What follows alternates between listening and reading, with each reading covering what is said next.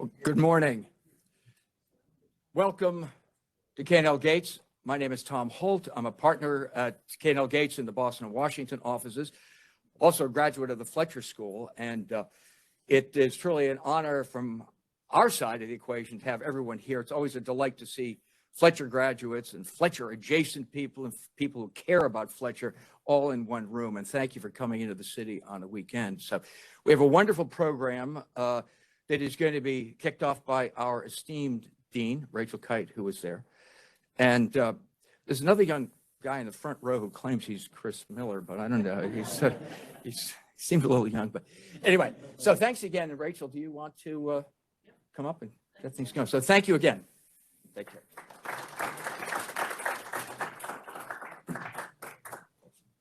Well, good morning on this absolutely beautiful London morning, and thank you, Tom, and to everybody at K&L Gates for your wonderful hospitality.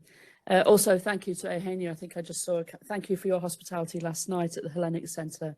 And every time we gather in such a warm and hospitable place, we keep your father in our loving memory. So thank you very much. This is the 20th anniversary of the London Symposium. It's always been a highlight of the year for us, notwithstanding the interruptions of COVID. It's a place for alumni, friends of the school, faculty to get together, and it's really wonderful to be here. My dedication to Fletcher can be measured by the fact that West Ham are playing Everton today in, I'm serious, in a very critical match. You know, whoever loses their job. And I'm here with you. So I just want you to know. I was once described as the fourth most famous West Ham fan. I wasn't quite sure how to take that. I also wanted to just highlight for you some of what's going on at the school, and just sort of situate you in where Fletcher is right at this moment. Of course, I'm just the warm-up act for Chris Miller, and I won't take too much of your time. So London's an important centre of alumni for us. It's our second largest concentration of alums outside of the US after Tokyo. And of course, the community here is very active, and I'm deeply grateful to Patty. Where are you? There you are, hello, for her stewardship of the London Club. And this is going to be very important as we enter into what will soon be our 90th year and our 90th anniversary. We've just come from a sort of swing through one part of the world, and we've just held alumni events in Nairobi, in Madrid, Brussels, Paris over the last week or so. And I'm really grateful to Cecily and the team. And Anita, where are you? So we've been trying to get around as many people as we can, which is very important, especially because we were so interrupted in the last couple of years. What was really incredible in Nairobi last weekend is we had 40 plus sort of students and alums of the GMAT program and beyond. And people came to Nairobi from Dubai, from Baghdad, from Dakar, from Nashville and Washington. So the dedication of the Fletcher family is always on display. And so you'll see much more of us over the next year or so as we sort of ramp up our alumni relations activity. I've just come from Davos, where, of course, as you are trying to pick your way through the frozen promenade, you always bump into Fletcher alums across the private sector, across government, ministers, and working in the WEF Secretariat. And it's always a lovely feeling. And there's sort of one coffee area in the Congress Centre where you sort of sit on these really quite uncomfortable little stools, and you try to grab a coffee in between sessions, and it's a thoroughfare. It's a bit like the Hall of Flags, so people are walking through all the time.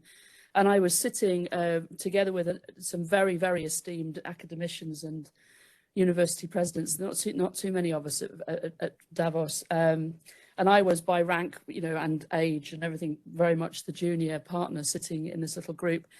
And yet I sat there for like 10, 15 minutes, and people constantly kept coming up to me saying, Dean Kyte would be a Fletcher alum of one vintage or another.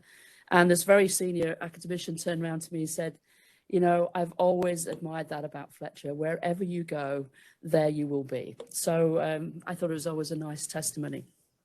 Of course, Davos, it was an interesting Davos, and there were other people here. Dev was there and others.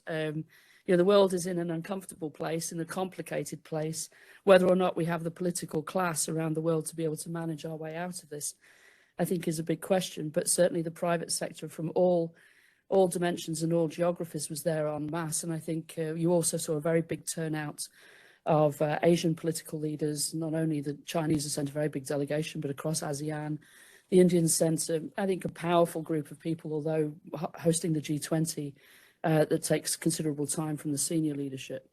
And I think that our research was on display. I participated in the first ever meeting of trade ministers on climate, which we've been helping steward for the last couple of years. And Joel Trapman is now running a major research project with Yale and the WTO on the future of arrangements for trade. And I participated in a lot of sessions on mining and minerals and metals and the renewable energy build out that we need, as well as the financial package for that. And then my work around the reform of the IMF and the World Bank. But it's also interesting to see this complicated world in terms of the current generation of students.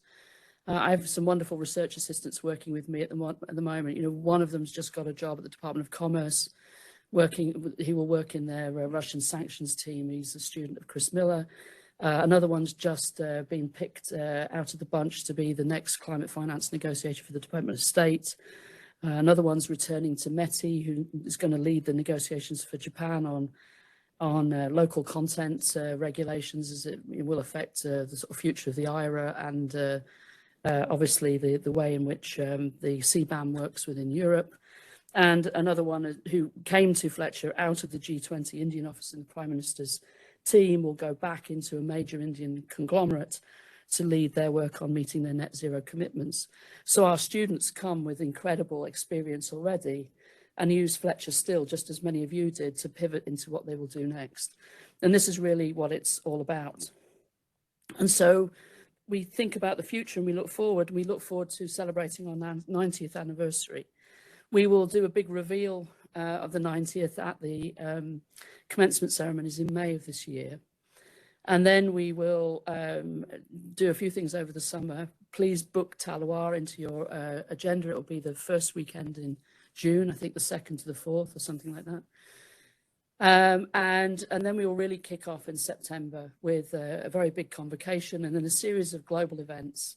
So a very big event in DC, big event here, Tokyo, Seoul, we'll get around the world. And then we won't do big events in every possible geography, but our club leaders are going to play a very important role in making sure that the clubs around the world celebrate 90 years and look forward. And where we can deploy a faculty member, but we'll give you a sort of party in a box kit so that every club knows how to and then we'll want the images and we'll want the stories so that we can celebrate them on our social media. When you look back at what the founders said in 1933, much of it is very pertinent today. But I want to look back and I want to find all of the stories, the incredible stories of what people at Fletcher have been able to do with their Fletcher education. And when we look at every decade, there have been, you know, incredible moments where Fletcher has forged the way forward, where we've conceptualized something different, or where we have thought about something different, or we've brought people together, we've been seminally involved in a new way of thinking and interpreting and managing the world. And one of the questions I ask now is, well, in the next decade, between 90 and 100, what are going to be the new revolutionary concepts or ways of thinking or bringing people together that Fletcher will be at the heart of? And that's what's so exciting. So at Fletcher, you forged relationships with individuals that you've then gone on and been able to use in your careers. You have forged different disciplines of international relations into a new way of thinking about the world. You have you've been able to forge partnerships which have then gone on and become important. So we want to look forward as well, thinking about what will we forge for the future. We have a new president at Tufts, Dr. Sunil Kumar. I've met with him already a few times, mainly on Zoom. He is going to be a very good president for Fletcher. He obviously was the former dean of the Chicago Booth School of Business and has been provost at Johns Hopkins for the last, I think, 9 years or 7 to 9 years. You know, Johns Hopkins is a very successful university with a very disparate group of very independent schools. Recognize that description. And so I think that, you know, coming to Tufts, he has the experience of making the whole more than the sum of the parts.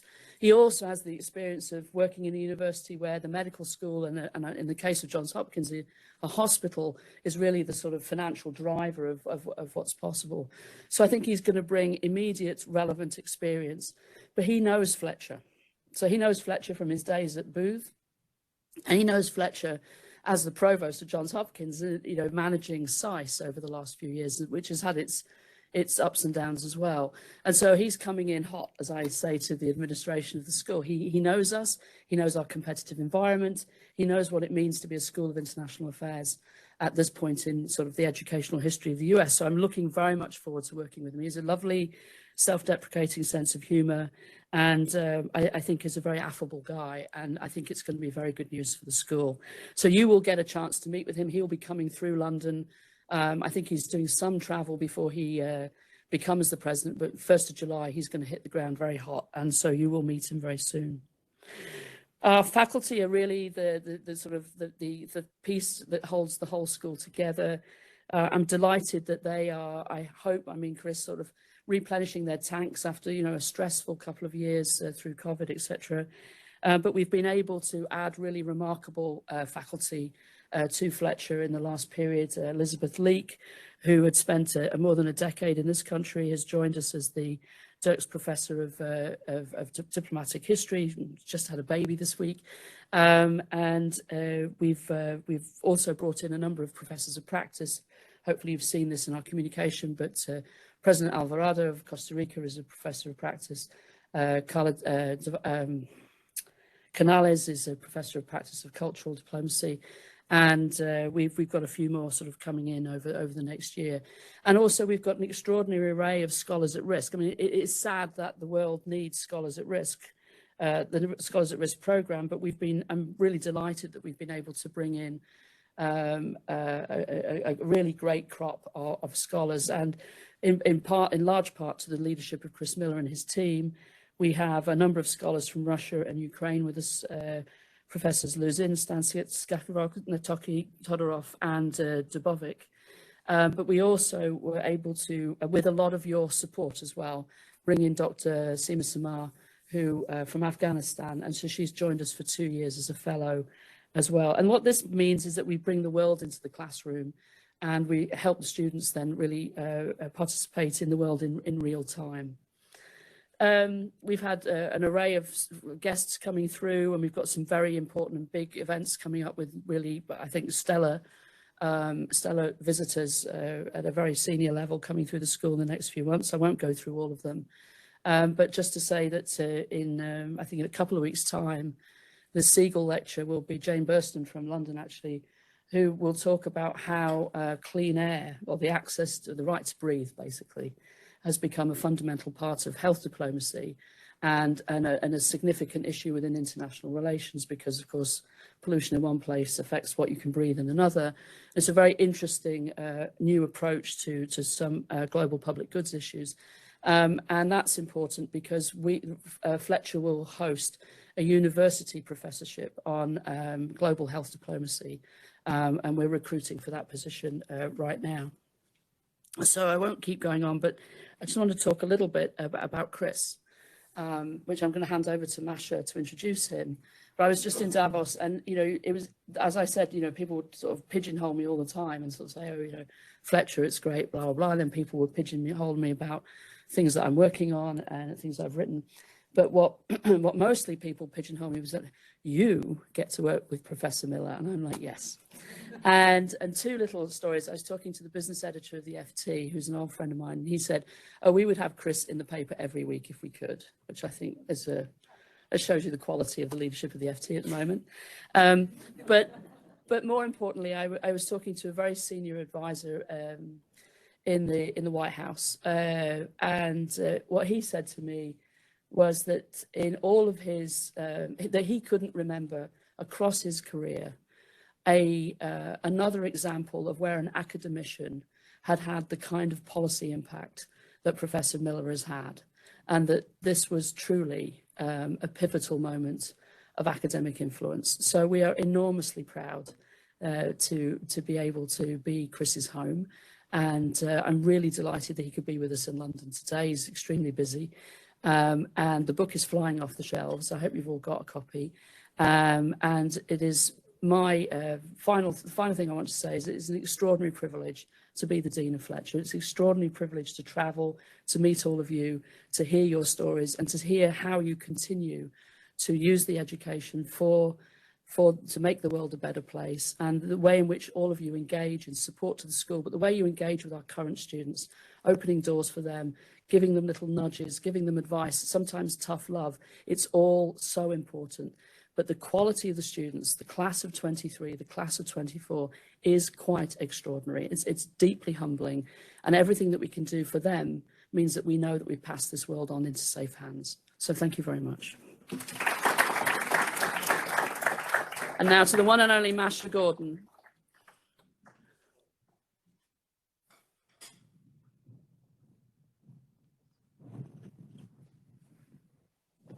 I think we'll jump straight to the book. Chris and I, maybe as an introduction, Chris and I met for the first time in a rather posh Moscow hotel a few years back when we could all travel to that part of the world. And I got to know him as one of the brightest scholars of the country where I hail from.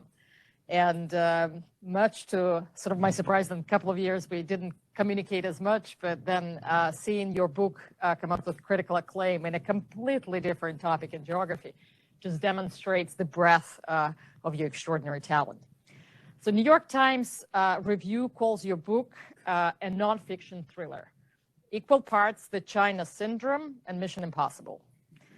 It continues on to say that cheap war is suffused with unapologetic manliness, legitimate ingenuity, greed to beat the bank, and devious power plays on a world stage. I think for a book written by a very respected scholar, as you heard, it's quite a praise. So your book brings to history to life with a cast of amazing characters, from a rather brilliant but very unpleasant Bill Shockley, who contributed to invention of the first semiconductor, to Trader's 8, who split from him due to his horrible character, to effectively found the Silicon Valley, then to Gordon Moore, who gave us the law of doubling computing power over a couple of years, and help us understand with that breathtaking pace of innovation. Then to Morris Chang, the founder of TSMC, Reng Jianwei, founder of Huawei. So you managed to make the history very personal and interesting. And so maybe for this audience that have not yet had a pleasure of reading your book, let's start unpacking elements of this great thriller of global domination by looking at what is a chip, what does supply chain look like, and what is actually making of Moore's Law?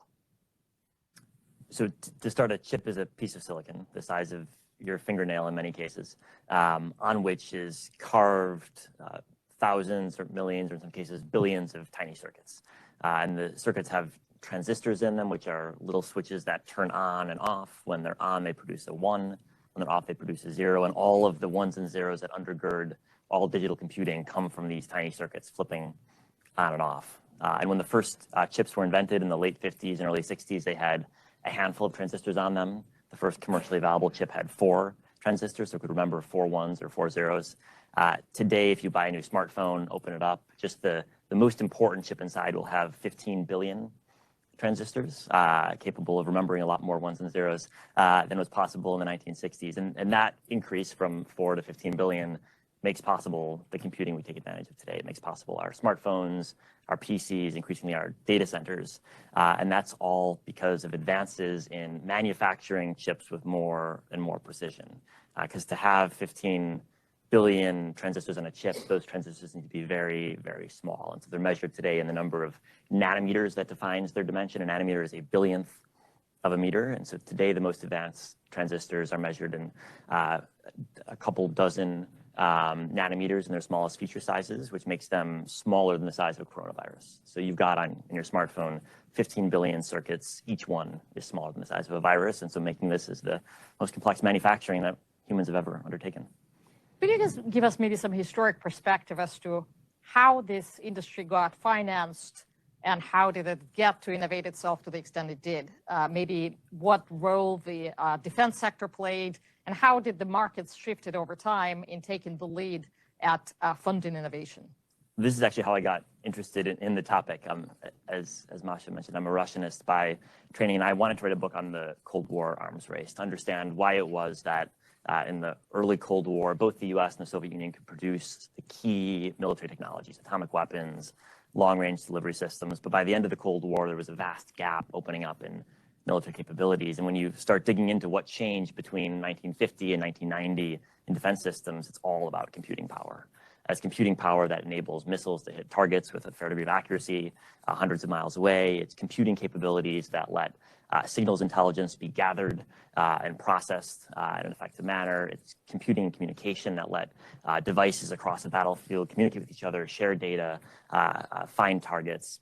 And that's what's changed in military systems over the past half century. And that's been possible because of semiconductors. And I learned over the course of my research that the first semiconductors emerged in missile systems. The first major order for semiconductors was in the guidance computer that guided the Apollo spacecraft to the moon. The second major order for semiconductors was in the guidance computer that was intended to guide Minuteman II intercontinental ballistic missiles from the center of the United States to deliver nuclear warheads to the Soviet Union. And there's been a deep relationship between advances in computing since that point and advances in military systems. And the Pentagon has been one of the most important factors driving forward computing innovations, miniaturizing computing power, because they've got an extraordinary demand to put computing in military and intelligence systems. And I think just as a final point, we today think of computing as something in our smartphones or something in PCs, and that's true. But computing has always been harnessed by governments for intelligence and military purposes. So think, for example, Bletchley Park, where the British cracked Nazi codes during the Cold War. That was one of the first uses of computing.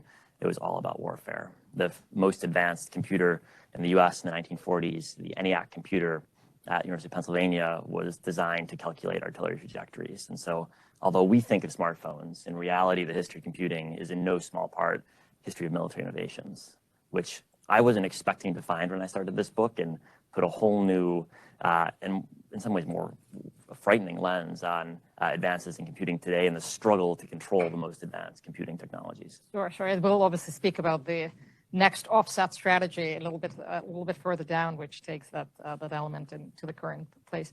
Can you explain, maybe stepping back a little bit, the value of the cutting edge, and what is the real difference between cutting edge chips and sheer volumes? So in other words, if China were to produce today 1 million times more chips of the prior generation versus US being able to assemble current generation, how does the military might compare?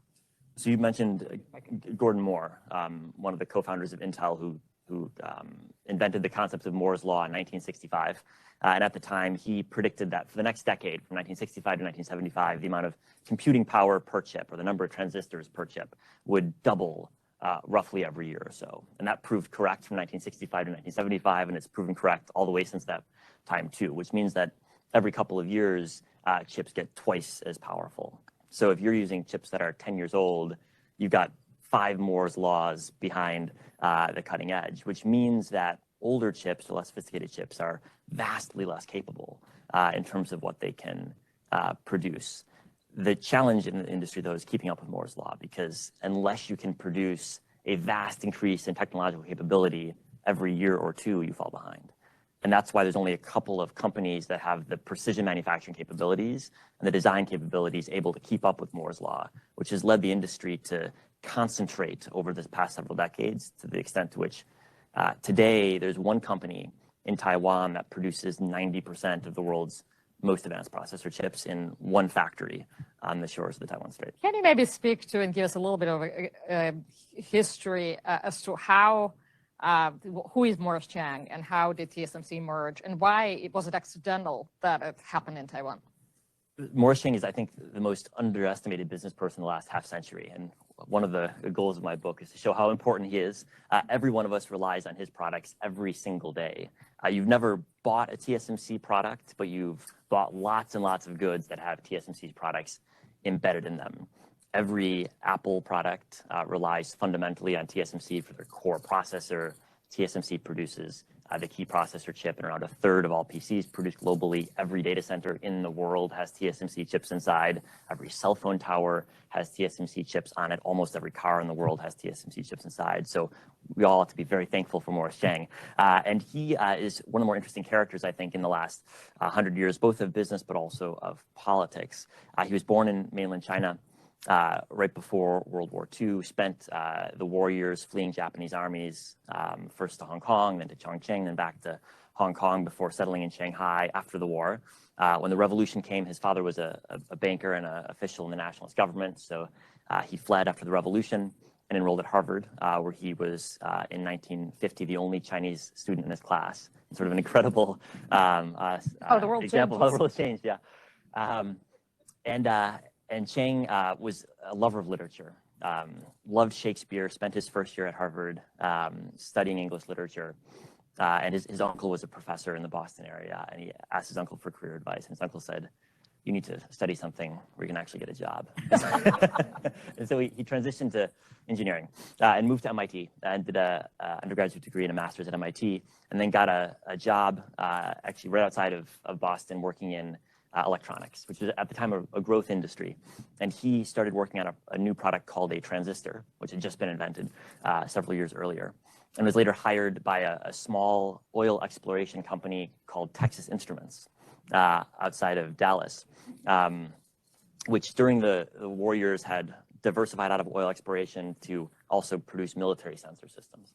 Because actually some of the same sensors you use to understand the geology of a ground can be used to, for military purposes as well. So TI was investing very heavily in electronics, and Morris Chang developed an extraordinary reputation for manufacturing excellence. And he was the person who made Texas Instruments production lines for transistors and then integrated circuits work well. And so he spent 3 decades at Texas Instruments, and in the 1980s was second in line to become CEO and was passed over in one of the greatest errors of business history, and left TI in the mid-80s looking for something else to do. And he'd been really at the pinnacle of the chip industry in the United States. And so there was a small number of positions that he could have plausibly taken in the US. But he'd, over the course of his career at TI, opened a couple of plants abroad in East Asia. They had a plant in Singapore, one in Japan, but also one in Taiwan, where he'd never spent any time before working at TI, but had developed a good relationship with the Taiwanese government over the course of opening this facility right outside of Taipei. And the Taiwanese government came to him and said, "Would you like to build a semiconductor industry in Taiwan?" They offered him a blank check to do so, and he said yes. And that decision set up TSMC, and over the past 30 years, TSMC has become both the world's largest chip maker and also the world's most advanced producer of processor chips, to the extent that we can't imagine life today without touching TSMC's chips every single day. I think you brought another staggering point that a quarter of the global trade today involves chips. Chips or products that wouldn't exist without chips, like smartphones or PCs. And we often think of, at least I sort of thought of trade before I started this project as involving tankers full of oil moving around the world. And that's sort of true. But in East Asia, trade is all about electronics. So Taiwan, 40% of exports are semiconductors.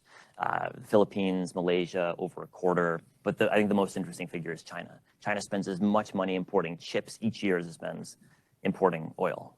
And the reason is that the Chinese have pretty substantial chip-making capabilities when it comes to low-end chips, but for anything high-end, they're critically dependent on buying chips from Taiwan, from South Korea, and to a lesser extent from Japan and the US. And so actually the flow of chips into China is one of the largest trade flows of any import-export relationship in the world. So maybe to unpack this geopolitical dimension, I will use your analogy with oil versus chips, two global commodities, one could say. So maybe it's a question, is chip a commodity? Daniel Yergin, obviously the very famous author of Price, praises your book on the cover with fantastic tribute. And if I recall correctly, the Intel's current CEO, Pat Gelsinger, said, God decided where the oil reserves are, we get to decide where the fabs are. So this anxiety over where the chips are made, unlike oil, is a man-created problem. So let's maybe speak a little bit about the what dilemma that poses, and think about China, US, Taiwan triangle. So I mentioned the fact that TSMC produces 90% of the most advanced processor chips, but the chip supply chain actually is defined by a number of different choke points where one or a small number of firms have really unique capabilities. So if you want to make an advanced chip today to kind of describe the supply chain, first off, you need to acquire software from 3 companies, which have a almost oligopolistic position over the chip software market. All 3 are based in the United States. Without them, it's impossible to design an advanced chip. 15 billion transistors, you're not going to do it by hand. You need really specialized software. So the software is super concentrated. Then you need machine tools. And we don't think of computing as a manufacturing process, but fashioning semiconductors requires extraordinarily precise capabilities to manipulate materials at almost the atomic level. If you want to produce a chip, there's a couple of key process steps involved. First, you need to shine very specialized light, which reacts with chemicals that are laid out in the chip. You need to lay down thin films of material, just a couple of atoms thick with perfect precision. There's no room for errors. Then you need to etch tiny canyons in the silicon to actually fashion the shapes of the transistors themselves, only a couple of atoms wide. So the precision involved is really extraordinary. And there's just a couple of companies capable of making these machines. Just to give you an example of how complex this manufacturing process is. So the machine that shines light at chips is called a lithography machine. And there's one company in the world, ASML, based in the Netherlands, that can produce the right type of machine, because the type of light you need to carve chips out of silicon that are nanometers scaled is is a lot more sophisticated than visible light.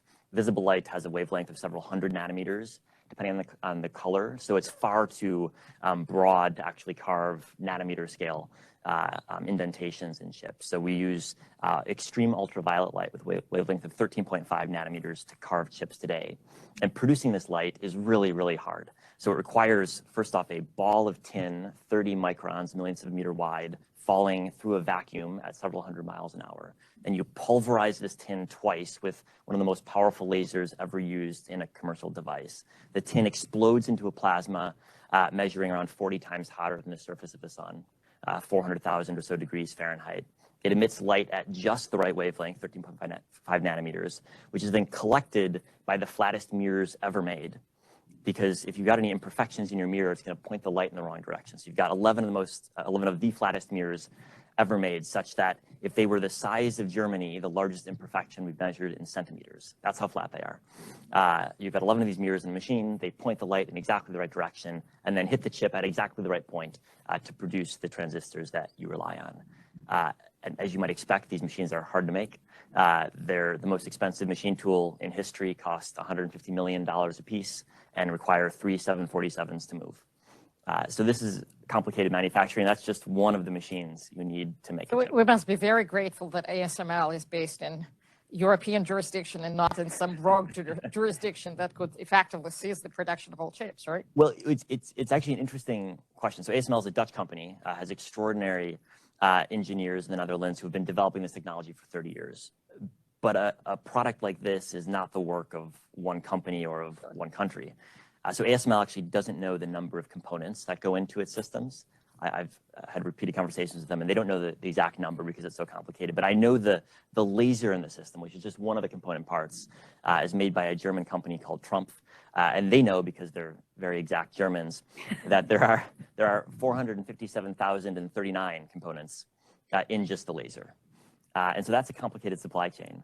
And that supply chain stretches across Europe, across Japan, and across the United States. And so the EUV system, this lithography tool, is assembled in the Netherlands, but critical components like the ultra-flat mirrors or the chamber in which this 400,000 degree explosion is constantly taking place are sourced from Germany and the United States. So it's a multinational production process for just this one tool, and this is just one of the tools you need to make chips. Mm-hmm. So let's maybe explore how backward or how forward is China, because it's not probably that one-dimensional. On one hand, as you say, China is spending more money importing chips than buying oil, and it has, on the surface, spectacularly failed despite of billions of dollars invested to gain the leading edge, right? We can take a look, for example, at the geometry, i.e. the smallness of the chips produced by TSMC or Samsung. They're now on 3 nanometer technology, whereas the best Chinese foundries have only managed to produce 7, right? So tell us maybe why China on surface looks like it has not succeeded despite of its made in China story, right? Maybe talk a little bit about that. And then let's kind of think about what that means for the future. So I think if you want to look at Chinese policy, you need to divide it up into the pre-2014 and the post-2014 eras. Because 2014, the Chinese government launched a new focus on chip making with a lot more government effort to support chip makers. In the decade before that, Chinese firms had actually made a fair amount of progress in catching up. SMIC, the largest chip maker in China, pretty rapidly improved its technology, still not cutting edge, but real progress in the pre-2014 period. After that point, the Chinese government got a lot more involved and sparked a real reaction from other companies in the industry and also other governments. And one of the things that you find historically is that catching up to the cutting edge in the chip industry has only been possible by deeply integrating into supply chains. If you look at the companies that have caught up, Samsung was nothing 30 years ago, now is an extraordinary company with really unique capabilities. TSMC, another great example. It's the world's most advanced chip maker, but it's only learned those capabilities by integrating very deeply with the tool makers that supply it, because TSMC can't make any of the tools on its own, has to buy them from the Netherlands and Japan and the US. And also its customers, where it's learned a lot from companies like Apple or AMD or NVIDIA in terms of designing and fashioning chips. So integration in supply chains has been key. And the challenge that China faces is that over the past decade, its policies has provoked a reaction from the US, from Japan, from Taiwan, and also from companies as well that have cut them off from many of the key relationships that you need to learn. So there have been some meaningful advances in China's chip industry over the last decade, especially on the chip design side. But when it comes to manufacturing, both the machine tools and then the manufacturing process of using those tools, Chinese firms are best case a decade behind, and in some cases further behind than that. If you look at China's most advanced chip makers, like SMIC, the firm in Shanghai that I mentioned, its facilities only operate because they're able to import machine tools from the US, Japan, and the Netherlands. We're 5 companies, 1 in Japan, ASML in the Netherlands, and 3 in California, produce the critical machine tools for chip making. So in a lot of ways, China's a small player in the chip industry. And where it is a player, it's generally on lower end chips rather than the cutting edge.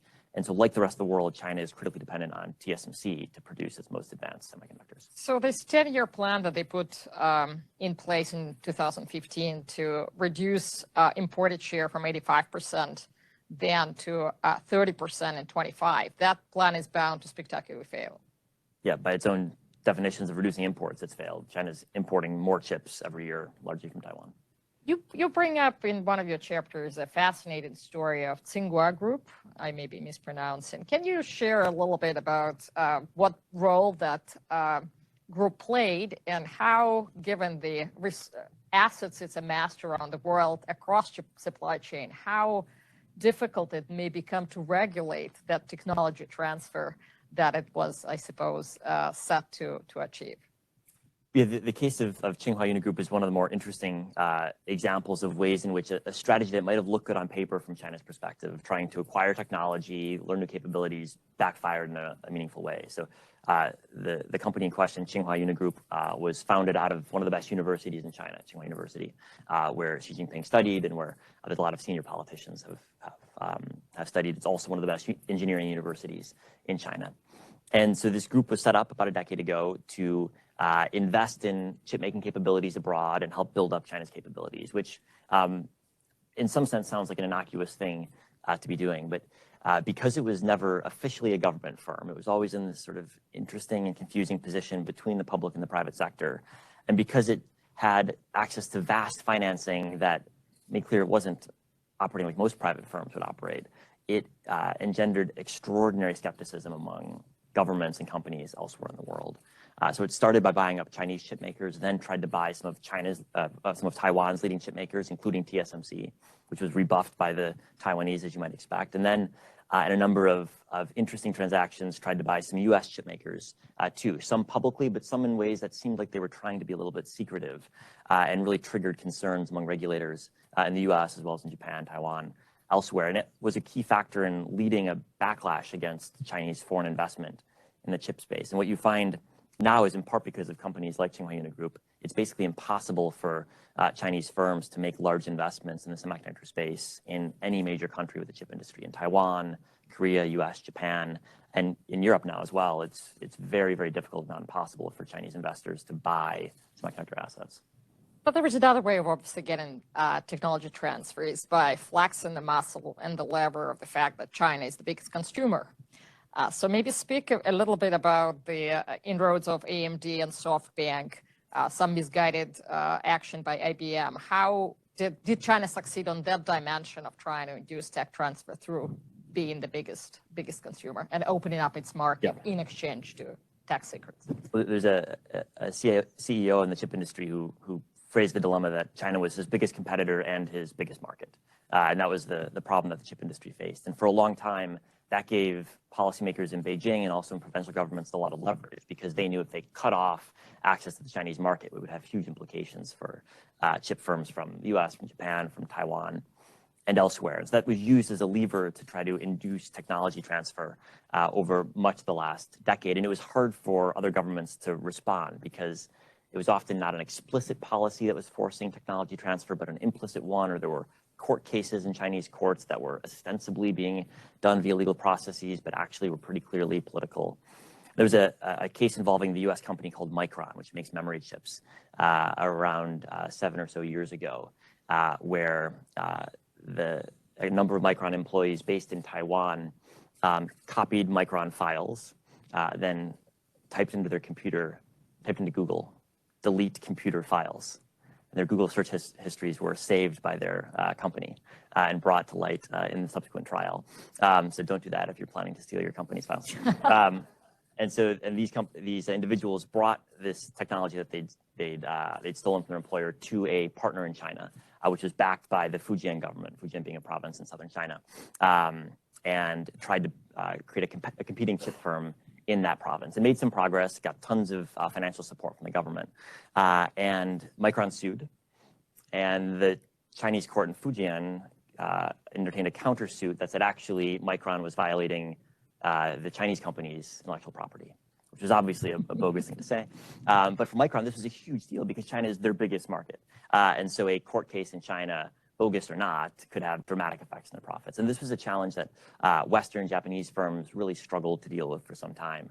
And it sparked the US to take much more aggressive trade measures in response. So for a long time, the US would respond to these types of situations by issuing press releases or by countersuing in Chinese courts. Good luck. But in the early Trump administration, the tactics became a lot more aggressive. And the US responded in this case by cutting off the Chinese competitors' access to US-made machine tools. And because you can't make a semiconductor today without accessing US tools, the company went bankrupt in weeks. And that was a critical moment in changing the tenor of competition in the chip industry from one of mostly commercial firms competing to one of geopolitics and government decision makers playing a critical role in which firms succeed and which firms fail. So how effective do you think the entity list, so to speak, right, of who you can transact and who you can't, or indeed the restrictions that were announced in October of last year that should make it extremely hard for Chinese companies to obtain or manufacture advanced computer chips? How effective is this that, given how many companies actually in China operate in the dual tech, track? So export controls have been a challenge for the US and other countries to enforce for a long time. It's always been illegal for US firms to transfer technology to the Chinese military directly. But there's been plentiful open source evidence of Chinese firms in the civilian sector publicly advertising on their websites their ability to acquire US chips and sell them to military uses in China. And it was basically impossible for US regulators to control this. Once a chip entered China, it was easy to divert to other uses. And that's exactly what spurred the export controls that came in October. Maybe I'll describe what those controls were. There's two prongs of the controls that were released in October. One prevents a certain type of chip called a GPU, which is a type of chip that is installed in a data center and trains AI systems. So for example, ChatGPT only works because it was trained in a data center over many, many months using some of the most advanced chips to learn how to respond to your questions. And training AI systems is extraordinarily computationally intensive. If you want to train a computer vision algorithm to differentiate between a cat and a dog, for example, you got to show them millions of pictures of cats and dogs. That requires a ton of processing power. Your iPhone can't do it, your PC can't do it. You need a vast data center with really efficient chips in them. And so the type of chips in question are produced by two firms, both American, and they're manufactured by one company in Taiwan. And so there's extraordinary concentration in the production of the computing power that makes AI possible. And so the US in October prohibited the export of those chips to data centers in China. The second facet of the controls. And you think that that could be effectively enforced? It's not going to be simple, but data centers are massive buildings that suck up a ton of electricity and are visible from space. So it's not like the US is trying to control chips going into iPhones, of which there are 100 million sold every year. We're talking about a couple dozen buildings in China. And if you get one or two chips, that's not enough. You need thousands of servers in these data centers. And the distribution networks are fairly straightforward for these products because these chips cost $10,000, $20,000 a piece. They're produced in one factory in the world. And so the prospect of tracing them into one of several dozen data centers seems like a plausible intelligence challenge. It's very different than the types of chips that go into a dishwasher, which are. So you would think that that will create a challenge for advances in China's AI industry? Yeah, I mean, if you look at advances in AI over the last decade, we think of AI as about algorithms, and it's sort of about algorithms. But actually, ask yourself this: have computer programmers and software engineers gotten 10 times smarter over the last decade, or have they gotten access to 10 times as many transistors? That's the reality. AI is possible now in a way it wasn't possible 10 or 20 years ago because we've got more computing power than ever before. And AI is really expensive. Training an algorithm costs millions of dollars. You got to rent space in data centers to actually process the data you're looking to use. So it's, you often hear data is the new oil. That's nonsense. There's lots of data in the world. The hard thing is processing data and remembering it. That all happens in a small number of data centers owned by a tiny number of companies using chips produced by just one company in Taiwan. Fascinating. So maybe that's a good segue for Taiwan dilemma. So Taiwan is described as having a silicon shield that allows it to protect itself from obviously very important neighbor. I was really fascinated to how your book unpacks the codependence of China and Taiwan. And that makes obviously the next 20, 30 years very, very interesting and kind of mutually assured destruction because for TSMC, China is also the biggest consumer. So maybe speak how that dilemma works itself out in the foreign affairs space and what is a rational behavior on the China front, given again, its dependence on this little island with one company. So as you say, everyone is dependent on TSMC, United States, Europe, China, everyone. TSMC used to produce for a range of US firms and Chinese firms. Huawei used to be the second biggest customer of TSMC behind Apple until 2020 when the Entity List addition happened to Huawei. Today, TSMC can still produce for Chinese firms, but only certain types of chips, generally more lagging edge, less advanced, and can't produce for several key Chinese firms that have been listed by the United States. And because TSMC can only make chips using US tools, it is obligated by US law to respond to US export controls. Because the US employs extraterritorial export controls saying if you make chips with our tools, you got to respond to our rules. And so TSMC will stop selling to any Chinese firm on the order of the US Commerce Department. So that ratchets up geopolitical tension. It does. China cannot possibly like that. So how does it? China does not like that. Yeah. So taking it out of your historian seat to the policymaking seat. So certainly tensions have been ratcheting up, no doubt about that. The Taiwanese government believes that the chip industry provides them with what President Tsai Ing-wen calls the silicon shield. And her thesis is that because everyone needs chip making, and because China and the US are the two countries most dependent on access to Taiwanese produced semiconductors, that in fact, Taiwan's chip industry guarantees peace in the Taiwan Straits. And I hope she's right, but I'm not sure that she's right. And when I look historically at the thesis, does economic or technological independence guarantee peace? I find a very mixed track record. I think 2022 is suggestive of a mixed track record of the thesis that interdependence, economic interdependence, energy interdependence creates peace. I think Angela Merkel used to embrace that thesis and no longer does. And I think if you look further back in history, you can find lots of examples, horrifying they are, of economically intertangled countries going to war on a regular basis. Actually, it's far from a unique or sporadic event in history. And so I think the Taiwanese are overconfident in the Silicon Shield thesis, and I think we're all overconfident in the belief that economic interconnections will guarantee peace. Would it be irrational to go to war in the Taiwan Straits? Well, yes, if your goal is maximizing GDP growth. But wars don't happen when leaders maximize GDP growth. They happen when leaders have other goals in mind. And the sad reality, Your perspective, yeah.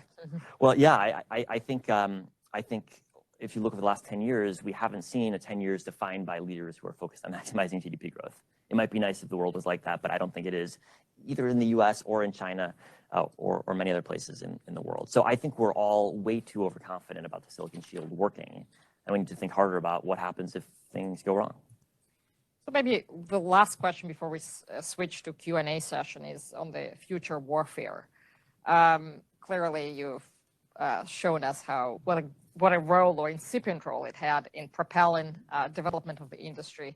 We've seen, in the past year, the drone warfare taking center stage and defining and redefining the way the wars are being developed and played. You also have a great chapter to induce all of you guys to buy the book, The Next Offset. Can you maybe speak about the future of warfare and what is behind the U.S. strategy on that front? So I think if you talk to defense officials in Washington and European capitals and Asian capitals, anywhere in the world, people are thinking about how do you deploy computing capabilities to military systems? How do you make military systems more semi-autonomous, more capable of undertaking sensing, undertaking communications, undertaking mobility decisions on their own? Just like cars are becoming more semi-autonomous and computers are predicting what we want them to do, so too military systems are going to do the same thing. And doing that requires a lot of semiconductors. If you think of a drone that's used in the Russia-Ukraine war, that would be used in future conflict, they've got a ton of semiconductors inside. All of the sensors are managed by semiconductors because any process of taking a real world signal and turning it into ones and zeros requires semiconductors. So radar, LiDAR, infrared, optical sensors, all about semiconductors.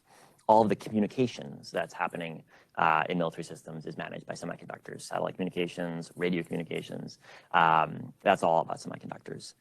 All of the processing on systems that's telling the drone where to fly is happening thanks to semiconductors. But most importantly, this is the hardest part to understand, but I think the most critical, is that if you want to train a system to operate semi-autonomously, you train it in a data center. And so data centers, just as they're redefining the civilian economy, they're also redefining warfare, because the advances in computing power that will be fundamental to future warfare are being hammered out today by semiconductors in data centers. So let me give you some examples. A drone that's learning to fly, they don't learn to fly by doing test runs in the air. They learn to fly in data centers. That's where you train a drone to fly, in a data center. Or electronic warfare capabilities. So one key question is, how do you jam your opponent's communications while keeping yours open? Well, you do that by using AI algorithms to understand what your opponent's jamming in the electromagnetic spectrum and to move faster than they do, to move your communications to an open part of the spectrum while jamming your adversaries. Humans can't operate fast enough. Only computers can. And so that's already being fielded. AI-enabled electronic warfare. If you look at missile guidance systems, now missile guidance historically was a relatively straightforward problem. Have satellite GPS coordinates, fly to the target. It's getting harder now because GPS jamming is a pervasive feature of modern warfare. On the battlefields of Ukraine, there's regular GPS jamming. You bring your iPhone, it says you're in Iraq. It has no idea where you are. And so it's hard to get your drone or your missile to hit its target if GPS is jammed. So you need much more complex satellite navigation, much more complex communication, much more complex computing, because you need to know where you are even if your GPS doesn't work. All that requires a lot more capable algorithms that are trained to operate in these situations, and they're trained not in the real world, they're trained in the computing world, which is all about chips. So access to the most advanced chips gives you the most advanced data centers. The most advanced data centers are the factories in which the weapons of the future are being created, and that's why semiconductors, more than just the chips that are distributed across the battlefield, it's the chips in the data centers that are defining the new weapons of war, which is why, to go back to the start of the conversation, it's not just about smartphones. It's about a frightening arms race that is underway between all of the world's great militaries to bring to the battlefield AI-enabled weapon systems. And the question right now ahead of us is in the next decade, which militaries will be more effective and will they be able to develop safe systems that we understand how they operate and can control them? Thank you very much. Why don't we move to questions? Yeah, please. Thank you very much. I read the book. It's fantastic. So thank you again. I have a two-part question. The history of preventing technological diffusion is a very poor one. Technology diffuses and it circumvents trade barriers, attempts to do what the US is trying to do now with export controls and the like. To what degree could we be underestimating that in this case again? You know, can China catch up faster? Related to that is in your book you describe very eloquently, and as you did now, the ultra monopolization or oligopolization of this technology. Is that what is different about this relative to others? And last question, it's a technological one, just putting an engineering hat on. Is it an all or nothing with advanced semiconductors, or could China aspire to a more rapid convergence to, say, 2 generations ago chips, which would still make cars, satellites, and and cell phones work perfectly fine? So on the latter question about could China rapidly take over the market for less advanced chips, I think the answer to that is certainly yes. The question is that an economically viable or commercially viable strategy? And then second, is that a geopolitically viable strategy? What you find is that most of the money is in the leading edge. That's in terms of manufacturing, in terms of design. So yes, you can compete for lagging edge chips. That's a very competitive market. Margins are very low, and China's trying to catch up from a pretty low base. And the way the economics of the industry works is that in Taiwan, they've been producing each generation of chip for the last 30 years. So they're able to produce old chips using facilities that are already fully depreciated. And a new chip making facility costs $20 or $25 billion. They're among the most expensive factories in human history. And so the upfront investment for a cutting edge facility is huge. And if you can't recoup that upfront investment by charging a ton for most advanced chips, the economics really don't work out. And so China's going to build out its lagging edge capabilities at extraordinary economic losses for companies involved, which will be then matched by government subsidies. But it's going to be a very, very expensive process because they're going to have to buy all new tools and charge prices that are just uneconomical. Second thing is that it's true that in a typical car, almost all the chips are not cutting edge. So if you most cars don't have any cutting edge chips in them. If you buy a Tesla, it'll have one cutting edge chip which manages the autonomous driving features, but everything else, your window going up and down, that's all lagging edge. But for the types of systems that are geopolitically relevant, the cutting edge matters a ton, and especially in data centers. If you're putting in 3-generation-old chips in your data centers, well, that's 3 Moore's laws behind the capability. Suddenly, the actual computing capabilities race ahead. You can't keep up with them. In addition, you can't scale data centers by just adding more chips because the way the computing happens is that it matters how far your data has to go through the data center in terms of speed. And so the further geographically your data is moving back and forth, the slower your computing is. So it's not just that you've got chips that are 3 or 4 or 5x slow. The data is moving even slower than an advanced data center. So as a strategy to build the most advanced data centers using non-cutting edge chips is a hopeless strategy. On tech diffusion, I disagree that technology naturally diffuses. I think certain types of technology naturally diffuse when it's not very capital intensive, and when the fundamentals of the technology can be learned from multiple sources. There's lots of technology that doesn't diffuse or diffuses very, very slowly. The capability to make nuclear submarines. The technology is not diffused very rapidly at all. Now, you might say, well, making nuclear submarines is harder than making chips. Really? I'm not so sure. Nor is it any more open. You know, TSMC is extraordinarily secretive with its data, levies court cases against its employees to go work for alternative firms.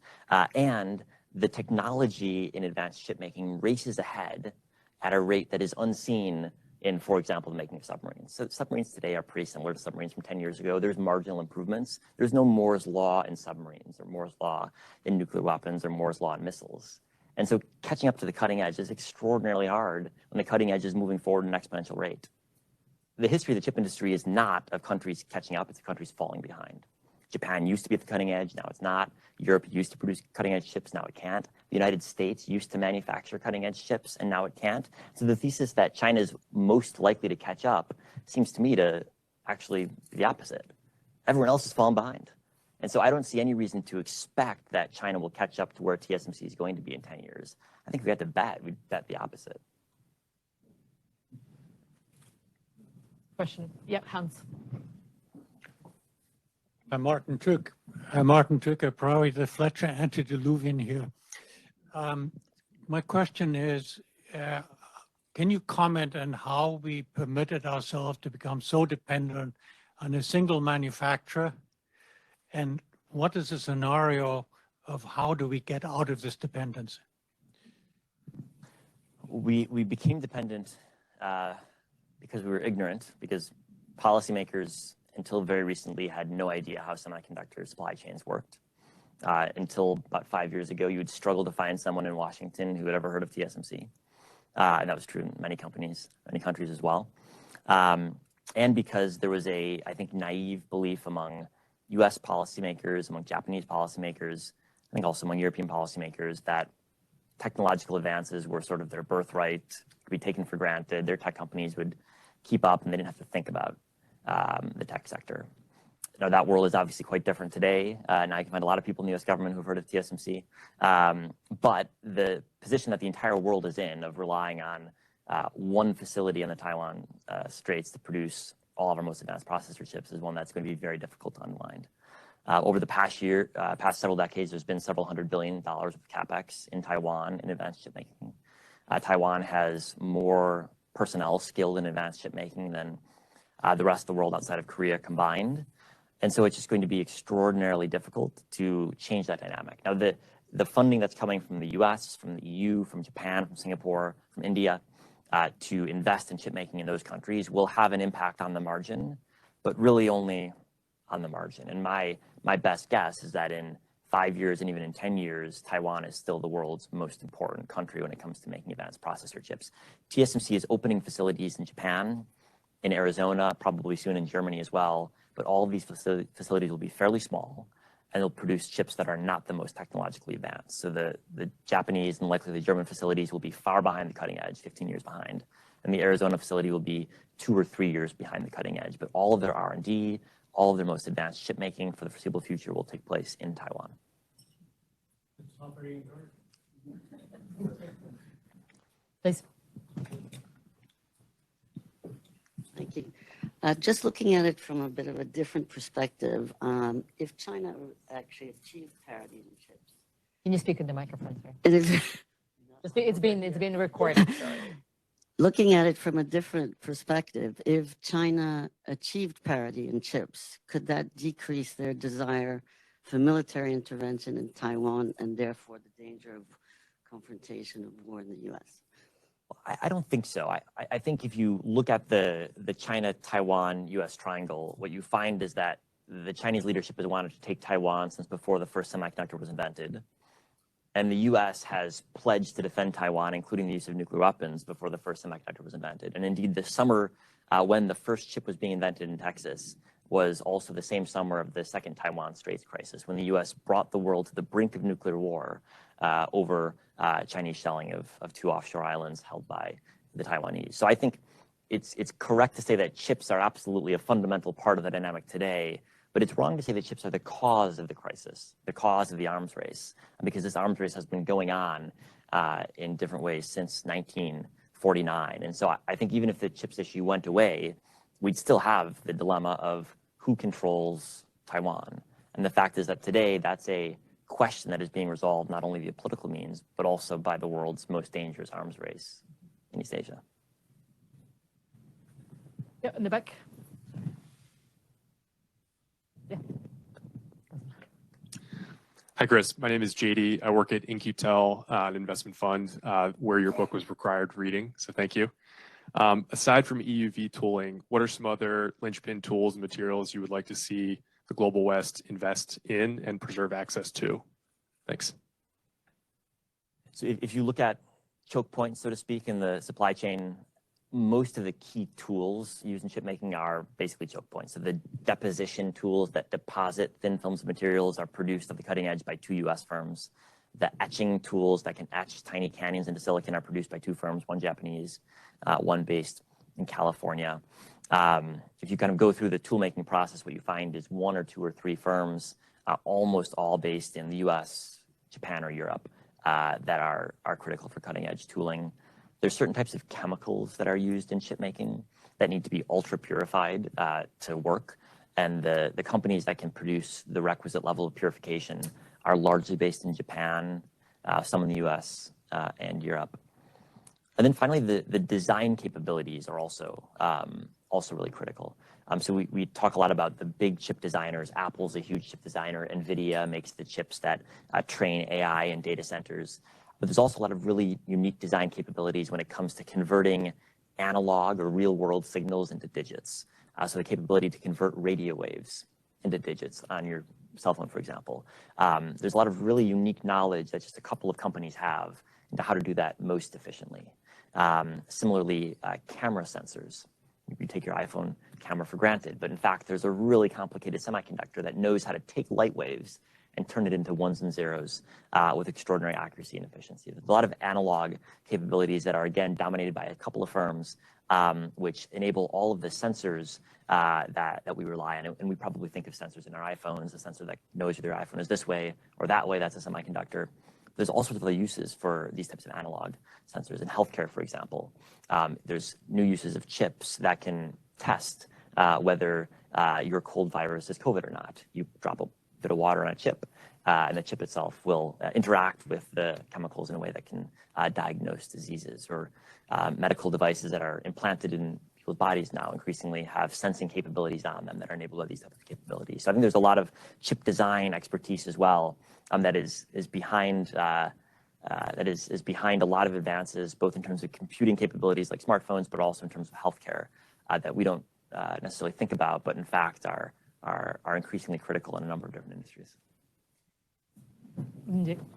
So what will happen and a serious disruption of capability? We would face the worst manufacturing crisis in the world since the Great Depression. Cell phone production would go to 0. PC production would fall easily by half. It'd be impossible to build a cell phone tower anywhere in the world for the next year. Data center build out would ground to a halt. You wouldn't buy a car for the next year. Dishwashers, microwaves, coffee makers. It would be a economic cost measured in the trillions of dollars. The Rhodium Group, which is a consultancy that studies China's economy, recently did a study that estimated the first year cost, year one, would be $1.5 trillion. I think they probably underestimated it. It's hard to think about how bad it would be. The last 2 years, as you've probably known from the newspapers, the world has faced a chip shortage. The chip shortage came as the world produced more chips in each year of the pandemic. 8% more chip between 2020 and 2021, a double-digit rate of increase last year, but demand shot even higher. And so car makers faced over $200 billion of declines in revenue due to cars that they were unable to produce. And that's in a growing chip supply market. So imagine having 1/3 less. So Taiwan produces 1/3 of the new processing power the world adds each year. Imagine a 1/3 reduction in processing power and run that through all of the devices that rely on chips today. But it actually gets worse because last year, 2 of the companies that make the machines that make chips, ASML in the Netherlands and Applied Materials in California, which makes the deposition machines, both publicly announced that they were facing delays in the production of chip making machines because they couldn't get enough chips. So that's what is unmaking the Moore's Law at the end. If we face a Taiwan crisis, we'd have to build. So if Taiwan were to shut down, we'd need to build not only the factories, you need to stock them with the tools, and building those tools would take years. One last question.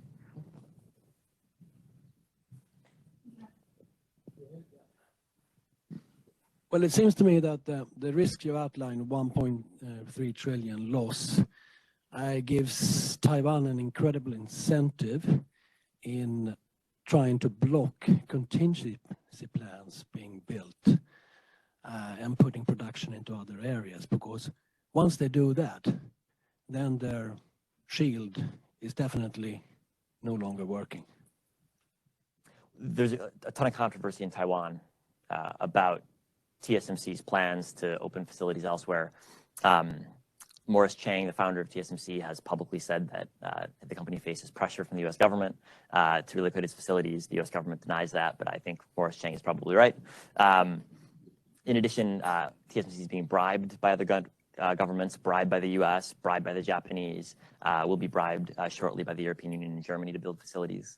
And so we're spending a lot of money to entice them to diversify, but it's a huge issue. In Taiwan's presidential election coming up in 2024, the question of the hollowing out of the Taiwanese chip industry is going to be at the core. Now, I think that's a vast exaggeration because, as I said, I think Taiwan is going to be critical in 5 and 10 years' time, but in Taiwan, it's a very sensitive subject. The problem that Taiwan faces, or the challenge, is that they're trying to retain their leverage in the chip industry at a time when they're more reliant than ever on U.S. security guarantees. And from the U.S. perspective, Taiwan hasn't done nearly enough to take what the U.S. sees as a real threat seriously. And so it's hard for Taiwan to ask for more U.S. military support, to ask for more transfers of weapons to Taiwan, to ask for fighter jets, if the U.S. thinks Taiwan isn't playing a constructive role in semiconductors. And so there's a very complex negotiation on the military front, on the economic front, on the semiconductor front, between Taiwan, the U.S. and Japan as a big player as well, trying to find a balance between these different issues. But I think maybe the final point is I think Japan is actually the most interesting player here. If you look at the way the Japanese view of these issues has shifted over the last 6 months, it is extraordinary.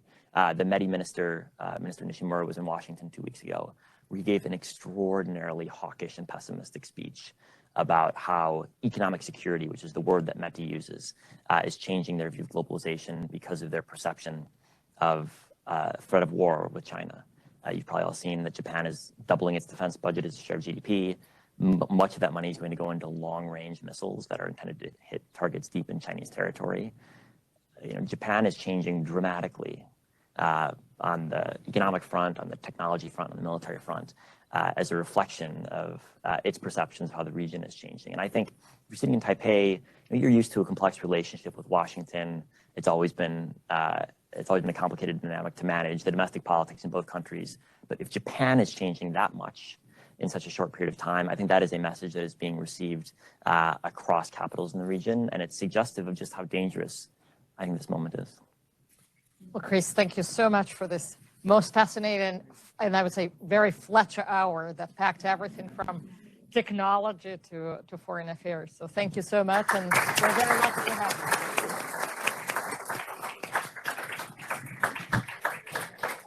Thank you.